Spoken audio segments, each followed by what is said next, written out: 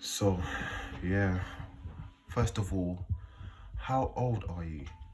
I'm 24, What country are you from? so I'm half Liberian, half Nigerian. Excellent. I'm assuming your mum's My like mom's Liberian and my dad's Nigerian. excellent. Um, right, today we want to talk about your first love experience. hmm Yeah.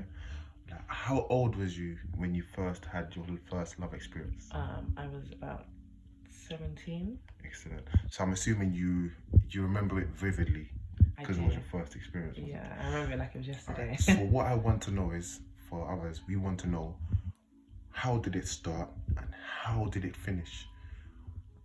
Yeah, so how did it start and how did it finish? Okay, so it started when I was in college one day, and me and my friends um, all finished college, and it was a lovely sunny day, and I remember us walking down the college exit, and one of my friends were on the phone. Now she's a tomboy, so she's always on the phone to guys.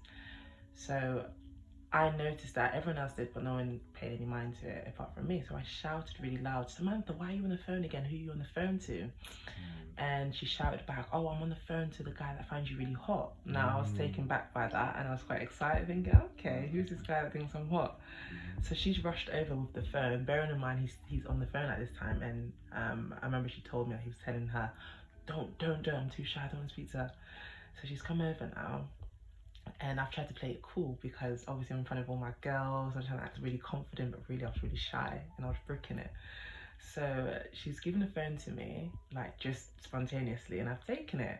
And they're all listening in as they do. And I said, hi. And he was like, hello. And I said, as you know, I'm Abigail. He says, nice to meet you. And he said, oh, I'm Christos. And then we were just like very briefly, I can't remember exactly how the conversation went, but it was very brief, just like, how are you? How's your day? What are you currently doing? Like, explained to him what I was doing. I was leaving college. He was at home preparing for his cooking exam. And then we kind of ran out of what to talk about. So we then brought up the weather, as you do. It's like a cliche thing. Oh, you know, you can't think of anything else to talk about other than weather. And we giggled. And I thought, why did you laugh? Because he said, because I said to Samantha, if we speak about the weather, it means that we don't know what else to talk about. It's true. Yeah. True, yeah. And I laughed. I said, that's exactly how I think as well.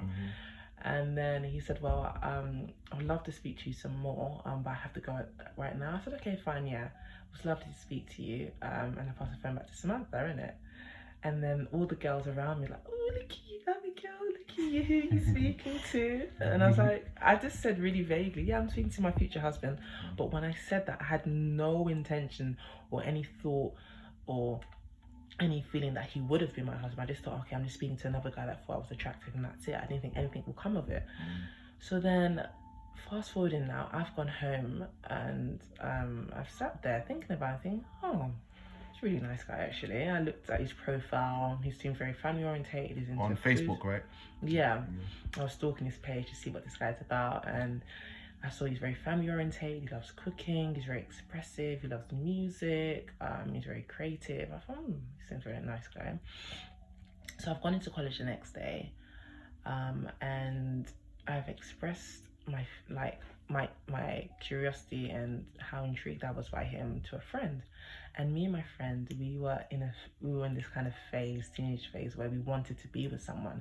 So I remember us having deep conversations. Oh, I really want to be with a guy. I want him to be like this. We were describing how we want our partners to be: smart, funny, ambitious, you know, attractive, treats us well and stuff. And we were so desperate to have a boyfriend. Like, it was just so pathetic. Like, we would even get upset that we were single still. So after that conversation and after college, I went home and I received a phone call from a number I've never seen before. It wasn't saved in my phone, and it was Christos, so the guy I spoke to before in college. So my friend Samantha, who kind of introduced me to him, gave me a heads up that, oh, she's given him my number and I may expect a phone call. And she asked me if I minded. I said, no, it's fine, you can call me. So she obviously relayed that back to him, and he was like, oh my god, really? Because he felt like I was out of his league and I wasn't the type to go out with like Mediterranean guys, as obviously I'm black. So, and I didn't have that mindset. I was quite open to any ethnicity. So basically, he's called me now. I've answered. I said, hello, who's this? He said, oh, it's Christos, the guy you spoke to before at college. I was like, oh, hi. It's really nice that you've called me. And I was really excited because he seemed like a really nice, I just had a good feeling about him. So we've spoken now, and we were on the phone for 6 hours straight. Like, that was the longest I've ever been on the phone to anyone in my whole life. And I was literally blown away because we spoke about everything from astrology to food to music to culture to what our aspirations are. Like, the conversation was so detailed, so passionate. Like, I literally fell in love. I thought, oh my god, like it was like fireworks, you know. It was just so exciting. I thought, oh my god, what's going on? I felt so like, wow, blown away by how authentic and how the conversation flew, like, you know, kind of flowed. And I thought, wow, okay. So after that conversation, we had to go because I had college the next day, he had work, but we didn't want to go. So it was kind of like we done this thing where we were like, okay, you hang up, no, you hang up. and then we just had to try and hang up at the same time. So we counted, okay, 1, 2, 3, and then we hanged up. And then straight after, he messaged me, this long message saying, this is gonna sound crazy, but I feel we connected on such a deep level. We have so much in common. You're such a lovely person. Like, I know I haven't even met you, but I just got this really good feeling about you, and blah blah blah. And you know what I mean? And my heart was racing, like, because I felt the exact same. So I then expressed to him exactly that's how I felt, and how much I'm looking forward to having our next conversation. So I remember waking up, I remember going to bed just in such a buzzing, happy mood, and waking up the next day thinking, oh my god, I can't wait for him to call me. Like, I felt like this could be the beginning of something really exciting. I remember going to college and expressing my excitement to my friends, and the girl that introduced me to him saying, oh my god, he's so amazing, like, thank you, do you know what I mean? And she said, but be aware that he's very sensitive and he has been hurt in the past, and he's very passionate, so just bear that in mind. And I said, yeah, of course, it's fine, you know what I mean? I have no intention of hurting him. So we continue talking week after week, and the thing is, we didn't meet until like almost 2 months later, because he was very insecure about how he looked, because he started off training really hard. He was very well built, and then he kind of let himself go because he went through stresses from home, from his previous partner. She broke up with him, and she cheated, so he wasn't in a good headspace. And I was like, that's fine, you know. I said to him, I enjoy speaking to you, and when you feel ready and confident in yourself, we can meet. So I kind of pushed him a little bit because I was so anxious to meet him, because the conversation was just getting better and better, and like the relationship was getting stronger and stronger, you know what I mean? To the point where he ended up having to ask me out over the phone, even though it would have been better to ask me out in person. But he was just like so much confidence, and it was just so sweet. I just thought to him, like, I'm not gonna judge you. Like, I have my insecurities as well, but we've connected on a mental and kind of like a spiritual level. It goes deeper than how it is you look. You, to me, regardless, you look amazing because your personality and how you are shone through. And you know, like, I tried to give him all that reassurance, and it eventually helped because we ended up meeting. So yeah, he asked me to be his girlfriend. Like, he done it in a way where he said, would you be my girlfriend? Message, you know. By text message? Because he was really shy. He said, I want to ask you something. I'm really scared and nervous of what you're going to say. And I said, what? Just tell me. He said, okay, can I message you it? I said, but it depends what it is. He said, okay, I just can't answer you on the phone, but you understand why, like, later. So he asked me that question like that. And then obviously it was like a proposal. Like, I was so excited. I was like asking him. I was thinking to myself, oh my god, when is he gonna ask me out? When is he gonna ask me to be his girlfriend? So he asked me out, and I said, yes, I would love to be your girlfriend. I couldn't think of anyone else I would rather be with than you. And then from that, he thought, okay, fine, we have to meet. So after 2 months of like extensive talking, getting to know each other and stuff, we've met. How we met, my mum was out for the week and I had the house to myself. So I thought, oh, perfect. So it was around about what time? It was like 8 at night on a Friday night, and I met him basically near my local bus stop, and he was like dressed in this. I love brown and gold, and he loved brown and gold, so we had like favorite colors in common. So I was wearing brown and gold, and he was wearing brown and gold, and we weren't aware of it. So I've met him at the bus stop, and he was wearing his hood, but I didn't realize it was him. So I was looking around thinking, where's this guy? And you know what he'd done that was quite cheeky and that helped break the ice is he started checking me out, like, and but the thing is, when he was checking, I wasn't aware that it was him. I thought it was just like a random guy. So I was just like looking at him, okay, thinking, oh my god, why is he looking at me this way? Until I came close and I realized, oh my god, it's you. And he was like, damn. And I was like, oh my gosh, it was you that I was checking out all this time. And he was like, yeah. I just thought it would be so funny to do that, see your reaction.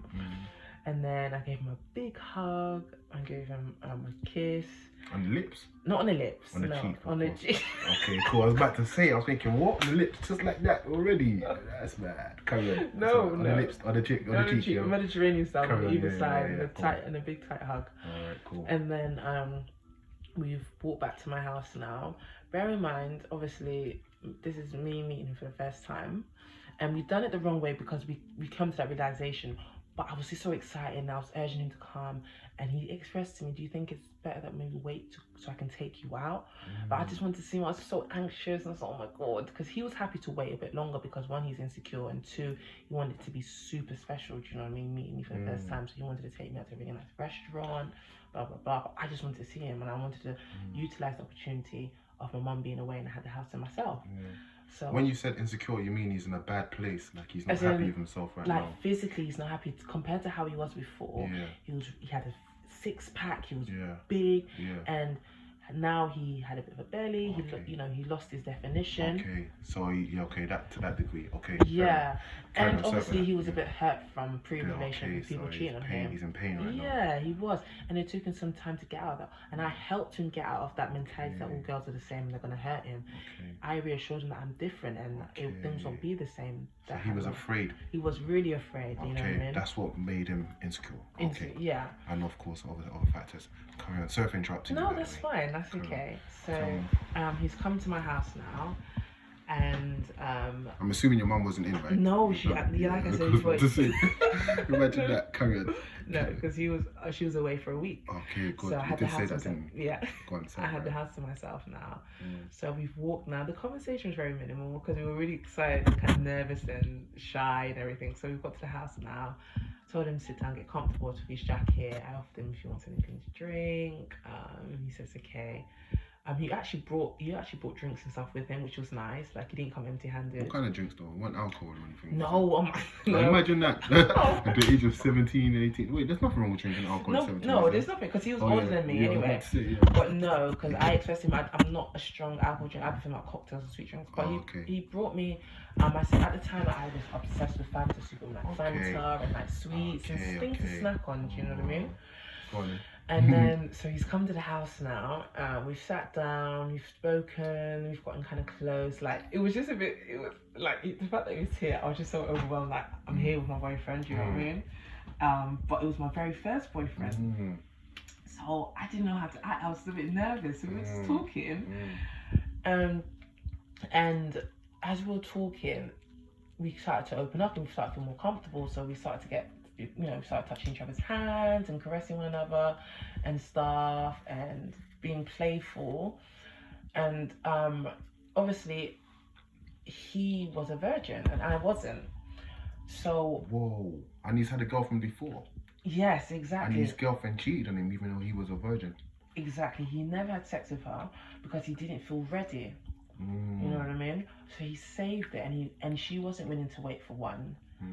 But he wasn't ready to lose his virginity to her so soon, early on. You know what I mean? Because he's Greek Cypriot, so he's from a Mediterranean household, so he has a very traditional mindset. Okay. And so because of that, that's why he waited out. And so obviously when we're in the living room now and we're talking, we're flirting, I'm sexually experienced, and so my urges were coming up a bit more than his, in a sense where I was kind of being a little bit sexual, and he was entertaining it, but then he wasn't, because he didn't want to take advantage of the fact that we've just met, and he wanted to take it slow. But it just kind of flowed. Like, it was just, the sexual tension was high. What kind of things was you doing to sexualize him? So that's such word, sexualize. What kind of things? I'm intrigued. Come on, tell us. Oh gosh, I have to go in details, eh? Not too much. Not too much. At the age of, you know what I mean? At that age, tell us what you was doing, bro. We all have daughters here and we want to know what they're going to do. Okay. When they get to... Come on, tell us, love. Okay. Okay, so I was caressing his leg. Oh my days. He had like... Where was his hands? Where was his hands? His hands were... In his pocket. No. Please, don't touch me. No, he was a bit reserved because he was shy. Do you know what I mean? He was. So his hand was like on the actual chair. One arm was on the chair, and the other hand was like on my lap as I was caressing his leg, and I was going up and down, and then occasionally I would caress his face, and his hair was like medium length, so I'd run my fingers through his hair. I was kissing his neck. I nibbled on his ear. Do you know what I mean? What was he doing?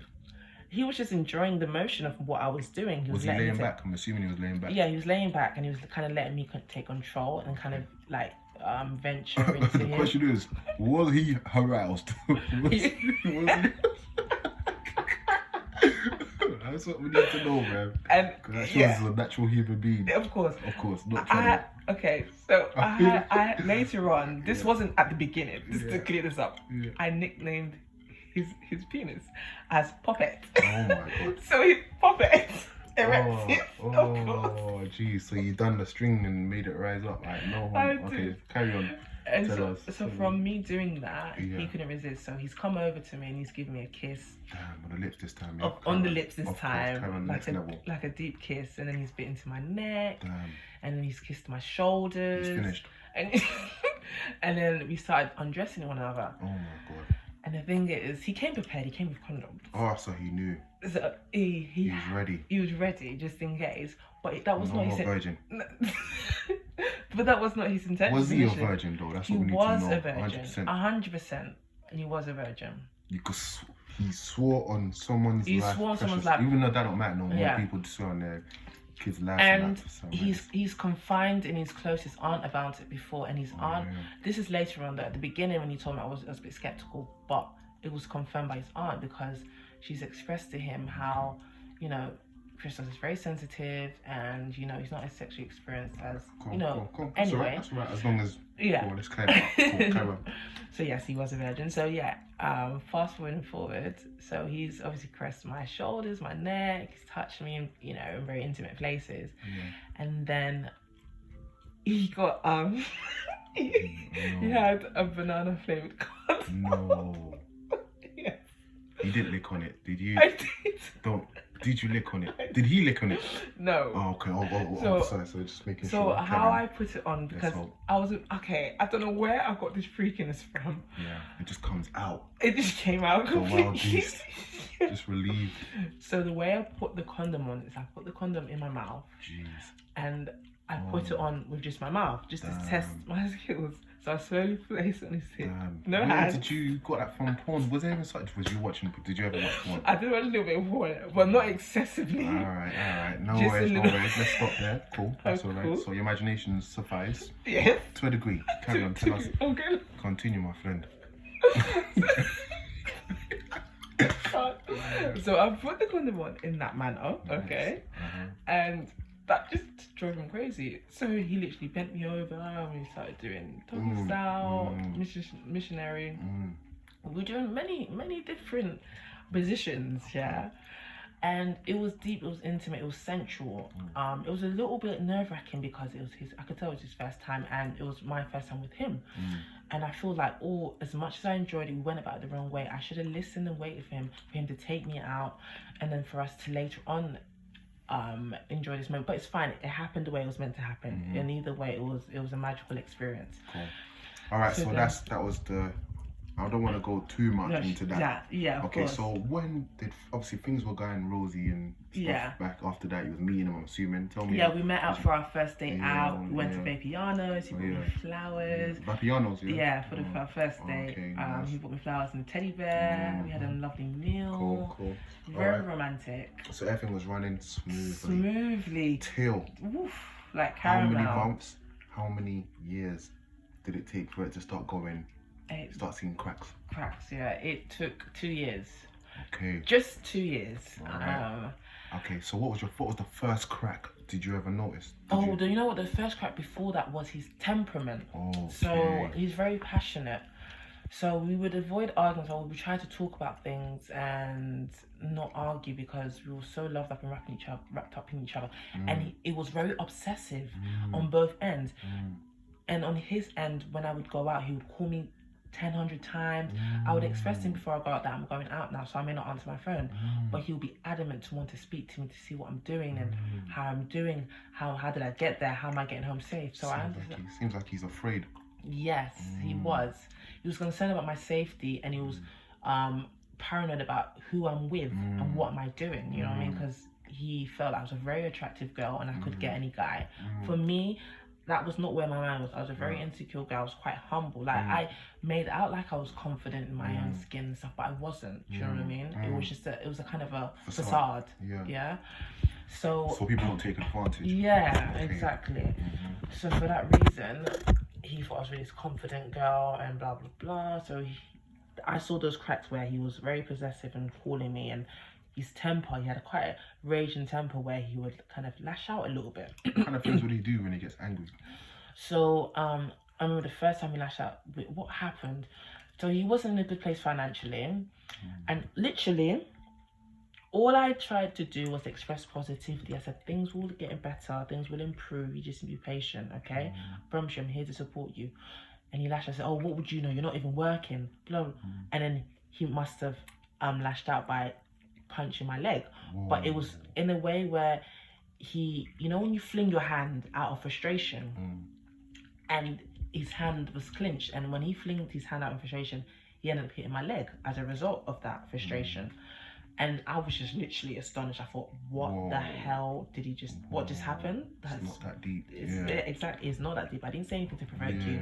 I didn't say, oh, you're useless, you can't save money, or you should be here. And you're like, I was literally trying to reassure you and calm you down, and it clearly wasn't working.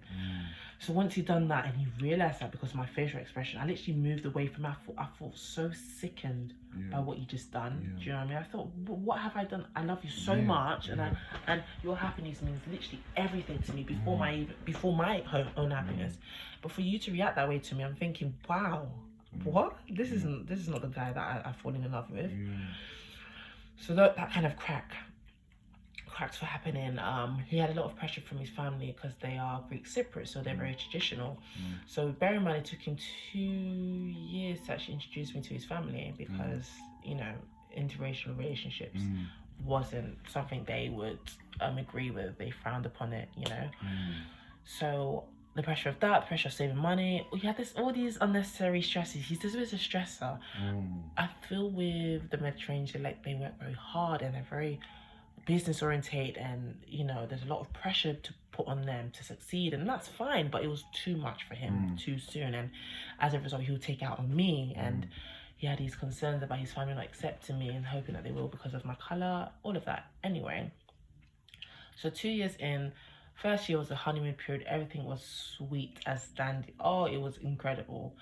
Second year, it wasn't the best. It could have been better because there was one night in which we went to his friend's university to see him, and we were in the communal area and we were all joking around, eating, just enjoying each other's company, and we were up super late. And I got tired before everyone. I was a bit of a lightweight because it's something they've done before, something I haven't done before because I was still in college. I was fairly young. So I asked, I said to Christoph, oh, babe, I'm really tired. I want to go to bed. And he said to his friend, was it alright if my my girlfriend sleeps in your bed. And he's like, yeah, that's fine. I'll sleep here in the living room. You guys can take my room. And he's like, no, it's fine. He said, no, honestly. So then He asked, who did he ask to? He asked his best friend, Yeah. if it's okay if I take a nap. Yeah. Sorry, if I take a nap in his room. He says, yeah. He said it's fine. He said that you guys can sleep in my room and then I'll sleep in the living room. Oh wow. So he's put me to bed now, but I ended up staying up. I just like fiddling through my phone, and he left his phone on charge beside me. Now, bear in mind, I had no reason to not trust him. I didn't have any intention to go through his phone to try and find something out. When I was sat there and I was going through I'll just go, let me just go through his phone. I don't know, just this really innocently, really no intentions.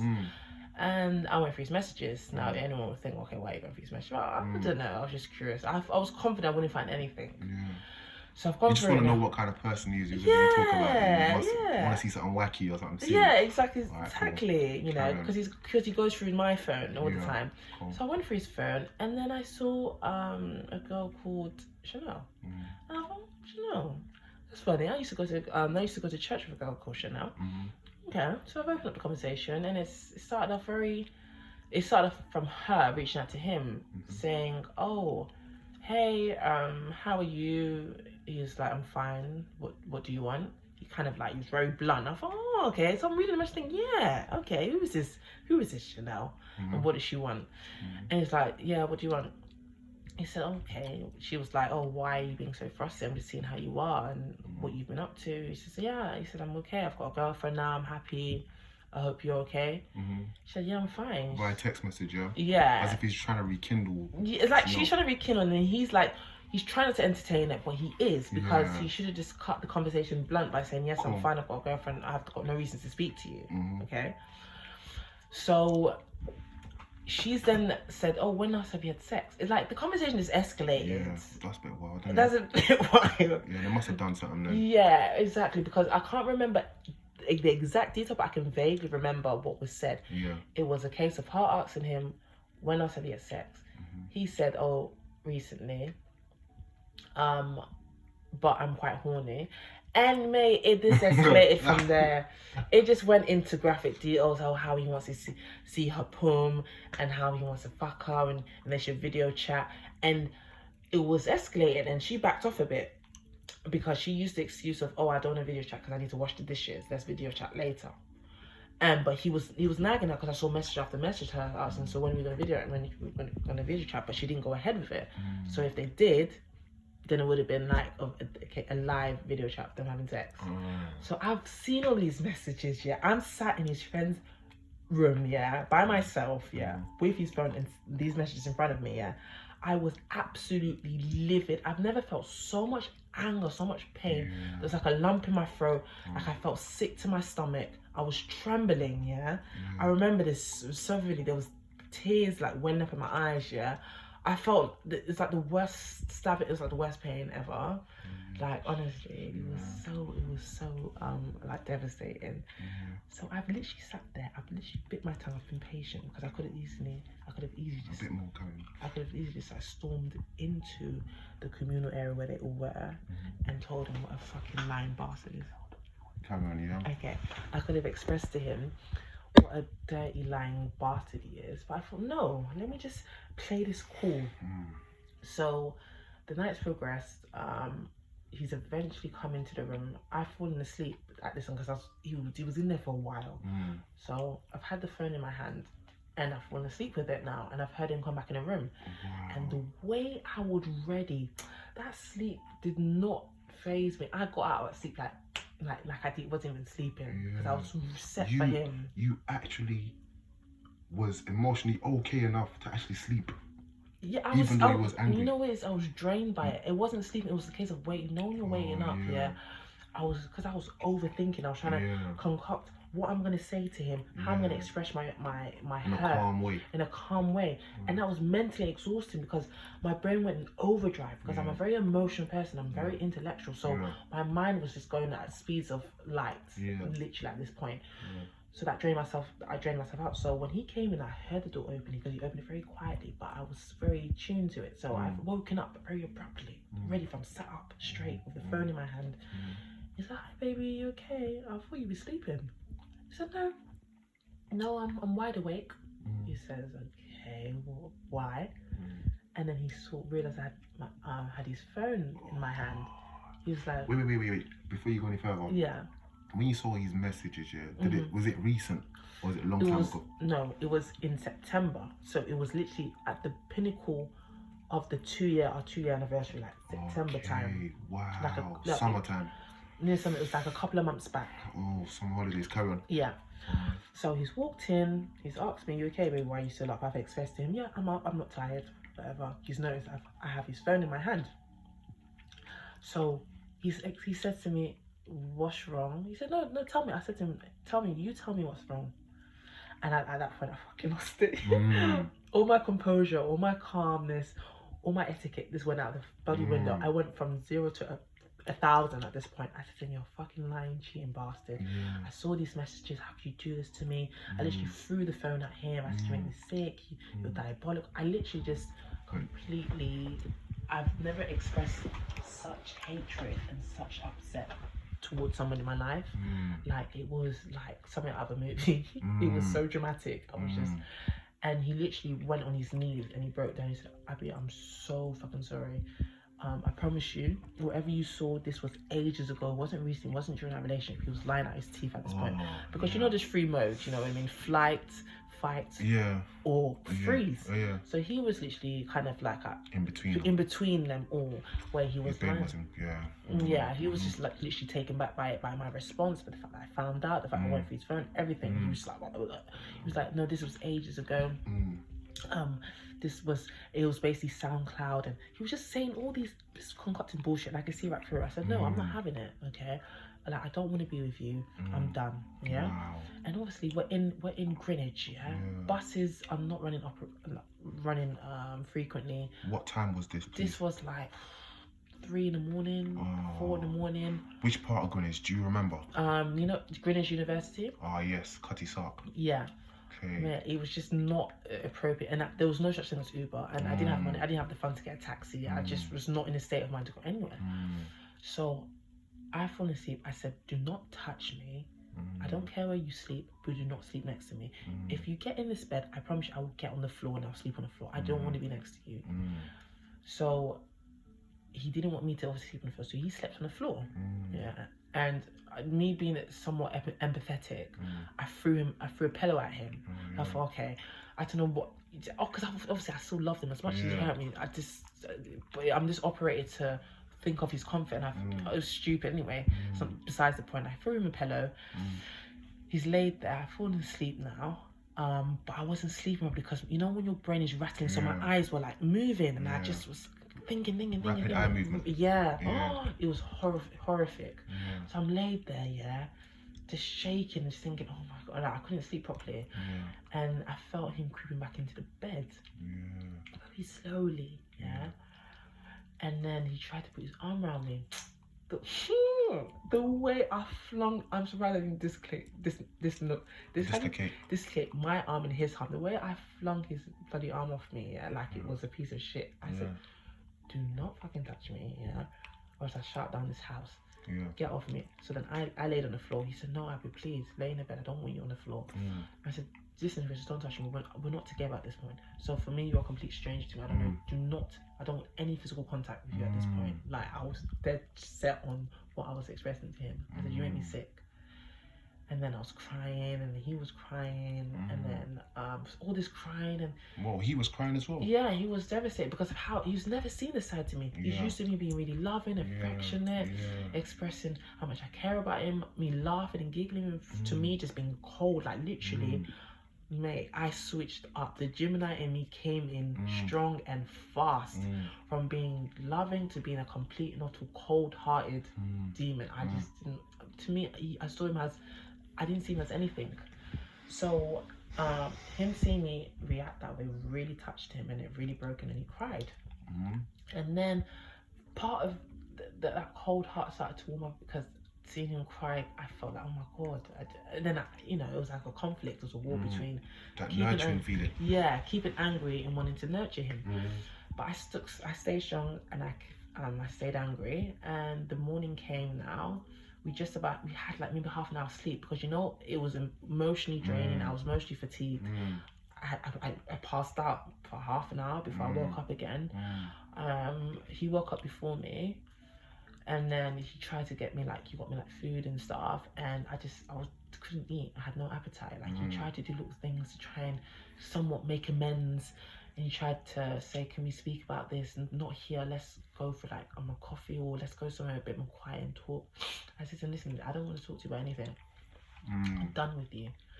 So we've left his friend's bedroom, and we've left abruptly, because I just did not want to stay there. I just wanted to go home. So he's messaged his friend saying that, oh, we've left early, something happened, I'll explain it to you later, innit? His friend messaged, okay, so we're on the bus now. I'm assuming you saw this fire when he was texting. Not you went through his phone again and No, checked. no, he was texting. He just told me, I'm going to message him and start so we're leaving abruptly. And obviously I didn't pay mind to it, but I took that on board. And then we got on the bus now, back to the train station, and I remember how awkward it was. He tried to sit next to me. We were literally like moving, like down the bus. Like the bus was empty at the time because it was super early, like it must be like 7 a.m. in the morning or something. So I sat at the back of the bus. He sat next to me at the back of the bus. I went to the front of the bus. He came to the front of the bus. I sat in the middle of the bus. So there's really no one on the bus. So no you can do one stuff on the like bus. So I that. could do stuff like that. I just didn't want him to sit next to me, because he kept trying to sit next to me, trying to comfort me, trying to reassure me. I wonder what the bus driver was thinking. Was really looking up in the mirror to see. Trust me. Carry on. So eventually I got tired. I'm tired. I haven't really got any sleep, and I'm here up and down doing musical chairs. I just sat my ass down, and I leant my head against the window. And he was just saying things, and I just couldn't hear anything he was saying. He was just going through win out. I was like zombified. I was so drained from it all that I was dead, basically. I just felt dead. So then we've got off the bus, we've got on the train, same thing. We've done it regardless of anyone on the bus. Like we were in our own bubble of like the fact that this is like, we're at breaking point now, and no one, it didn't matter where we were, who was around, we're just in this together. So we've got on the train, we've come out of the train, and we were at Westfield, Stratford Westfield at the time. And for some reason, something in me was just like, Abigail, you know, deep down inside, you do not want to break things off with him completely. So for that reason, listen to him, hear him out, and see how you guys can possibly move forward from this or not. So I was playing hard to get, so I was saying to him, it's done. And I remember I left my keys in his bag. So this is so pathetic. So I said to him, I knew this, I made it like I wanted to go, but I didn't really. I wanted to talk things through. So I said to him, don't fucking follow me, I'm going. So he's literally not following me, because I'd done it in a way where it was just there's no good. There's nothing he can say, nothing to do. He needs to leave me alone. It doesn't matter how much he's tried, because he's tried enough and nothing's got through to me. So he literally let me walk off. And then he's called me saying, Abby, your keys, you need your keys. I said, I don't need my keys. He said, please, Abigail, like, just come back. If one of your keys, I said, two, I really want to speak. Please don't, let's not end things like this. And I was like, fine, I'm only coming back for my keys, but really I wanted to come back. I wanted to hear what you wanted to say, but I was trying to play hardball. So I've come back now.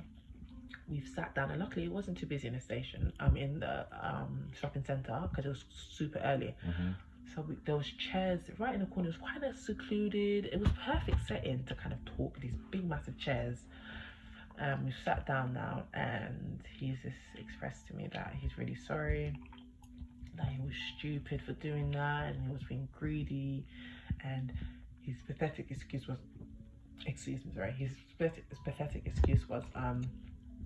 that I wasn't there for him when he needed me in terms of sexually, because he's got a high sex drive, which was that doesn't make no sense.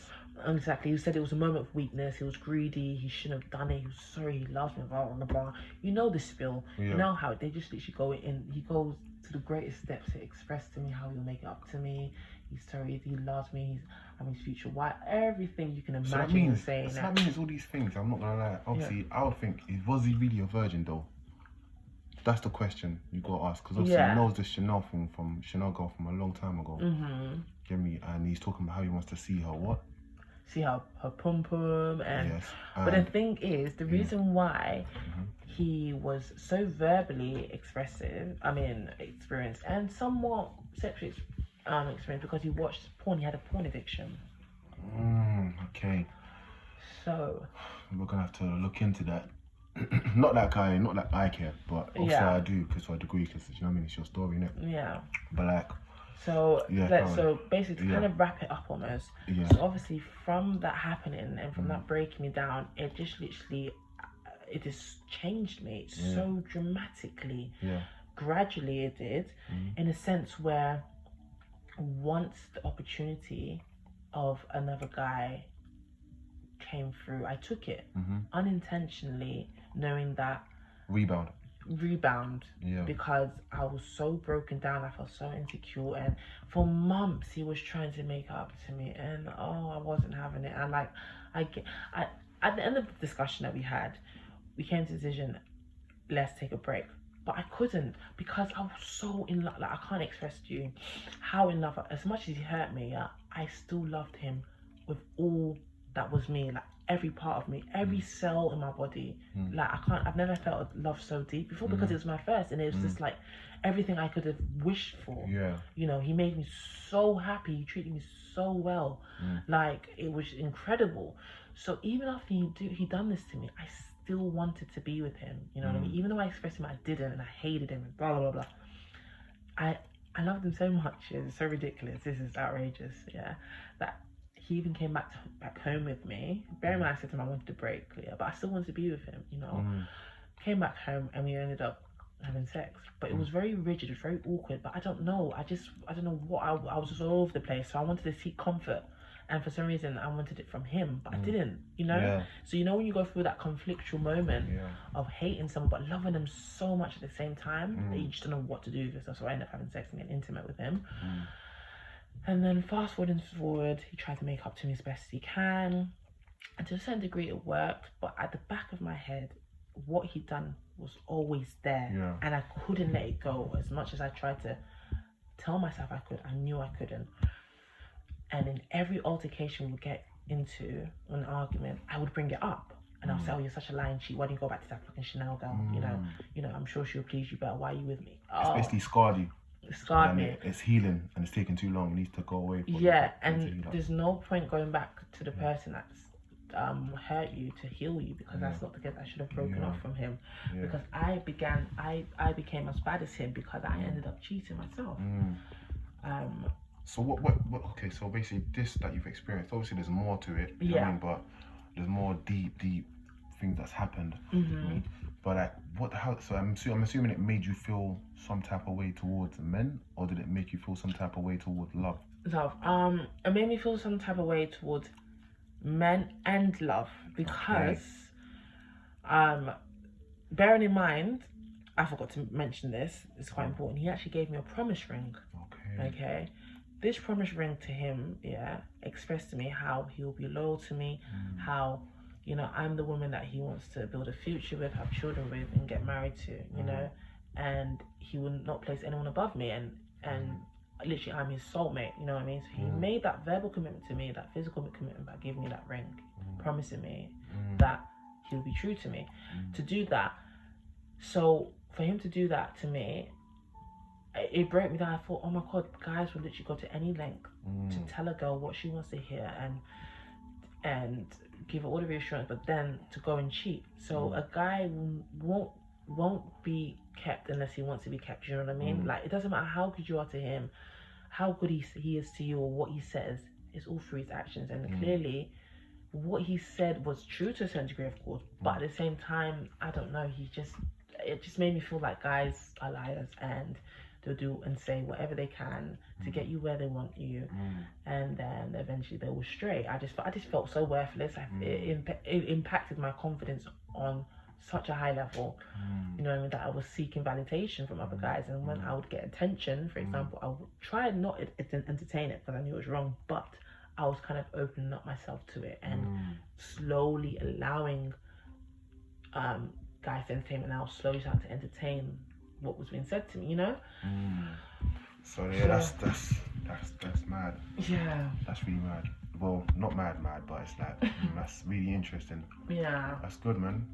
We'll wrap it up. Yeah, it's quite a lot. Well done. Yeah. Well done. It's a big move. Oh Done. God.